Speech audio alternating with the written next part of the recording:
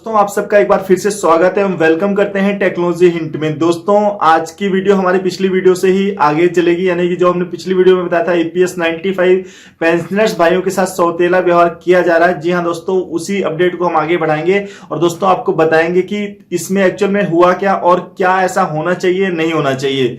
दोस्तों भारत एक लोकतांत्रिक देश है और जो ईपीएस 95 पेंशनर्स भाई हैं वह अपनी मांगे लेकर जो सीबीटी की मीटिंग हुई थी, जैसा कि आप सब जितने भी ईपीएस 95 पेंशनर्स भाई हैं वह प्रतीक्षा कर रहे थे कि उनके लिए इस मीटिंग से कुछ निकलकर जरूर आएगा, लेकिन ऐसा कुछ नहीं हुआ और वो सभी ईपीएस 95 पेंशनर्स भाई उस मीटिंग के दौरान अपनी जो मांगे थी वह उन तक पहुंचाना चाहते थे।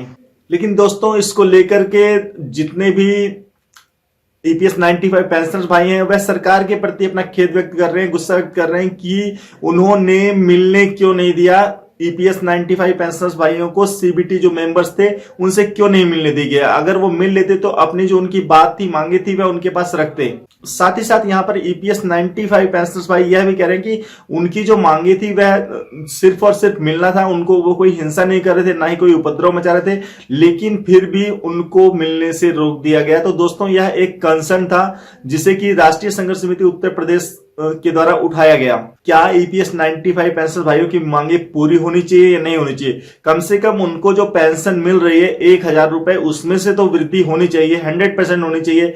जब आप अलग अलग तरह की स्कीम ला रहे हैं, चाहे वो 3000 रुपए वाली स्कीम है या फिर मतलब कितने रुपए जमा कीजिए, चाहे व्यापारी वर्ग के लिए है और श्रम आयोग, दुनिया भर की आप स्कीम लेके आ रहे हैं, लेकिन जिनके पैसे जमा है उनके बारे में भी तो कुछ सोचिए सरकार, उनको भी तो कुछ दीजिए। तो ईपीएस 95 पेंशन भाई तो यही सोच रहे हैं कि यार हमने सरकार को वोट दिया लेकिन सरकार ने अभी हमारा भला नहीं किया, क्योंकि मोदी जी से भी यह बात कई बार पहुंच चुकी है कि सर आप इस मुद्दे को देखिए और इस पर आप निर्णय दीजिए जिससे कि ईपीएस 95 पेंशन भाइयों की जो मांगे हैं वो पूरी हो सके। लेकिन अभी तक इस पर कोई भी निर्णायक बिंदु नहीं आया है, निर्णायक निश्चय नहीं आया कि किस तरह से इनकी मांगों को पूरा किया जाएगा।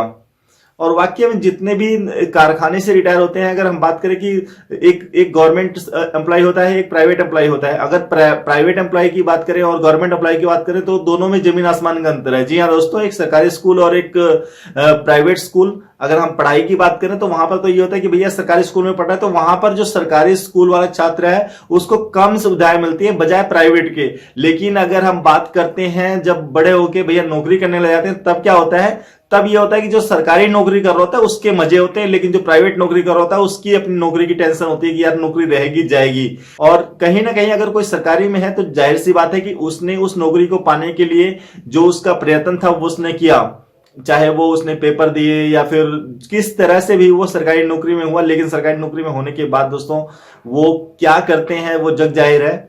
लेकिन मैं किसी को दोष नहीं दे रहा हूं यहां पर, लेकिन कुछ लोग ऐसे हैं, कुछ लोग भाई ऐसे भी हैं जो कि वो इस व्यथा से परिचित होंगे और वो जरूर इसके बारे में जानते होंगे। अब जैसे हम प्राइवेट सेक्टर की बात कर ले तो कारखानों में किस तरह से मजदूरों का शोषण किया जाता है, उनको 12-12 घंटे तक काम लिया जाता है और जबकि उनकी अगर सेवाएं की बात की जाए, छुट्टियों की बात की जाए तो दोस्तों मंथ में उनको 4 छुट्टी भी नहीं देते हैं। इवन कहते हैं कि सर आप 30 दिन आइए और हम आपको 700 रुपए देके आपको क्या कहते हैं 700 रुपए देंगे आपको। लेकिन दोस्तों क्या ये जायज है कि 700 रुपए दे दो आप और उसके बेचारे की जो छुट्टियां सारी काट लो?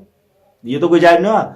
वो कहते हैं भाई मंथ में आप 30 दिन आओ, हम आपको एक दिन की जो सैलरी यानी कि 700-800 रुपए जो भी है वो देंगे। तो भाई 700 रुपए तो दे रहे हो, लेकिन उसकी बेचारे की जो पर्सनल उसका एक टाइमिंग है, उसकी वो टाइमिंग तो नहीं रहती ना उसकी। तो दोस्तों अंत में इतना ही कहना चाहूंगा कि ईपीएस 95 पेंशनर्स भाई अपनी मांगों को लेकर अगर सरकार के पास जा रहे थे तो सरकार को उनको जाने देना चाहिए था और सरकार को उनको सुनना चाहिए था कि जो भी उनकी मांगे थी उन मांगों को एक बार कम से कम उनके तक पहुंचाना दिया था, जिनसे कि उन भाइयों का भी कम से कम ये होता कि हमने अपनी मांगे पहुंचाई। लास्ट 5 साल से वो लगातार इस तरह का प्रयास कर रहे हैं, कभी किसी सांसद के पास, कभी इसके पास, कभी उसके पास, कभी हेमा मालिनी जी के पास, कभी मोदी जी के पास, सभी के पास वो अपनी व्यथा लेकर जाते हैं। तो भाई अगर जा रहे थे तो जाने देते।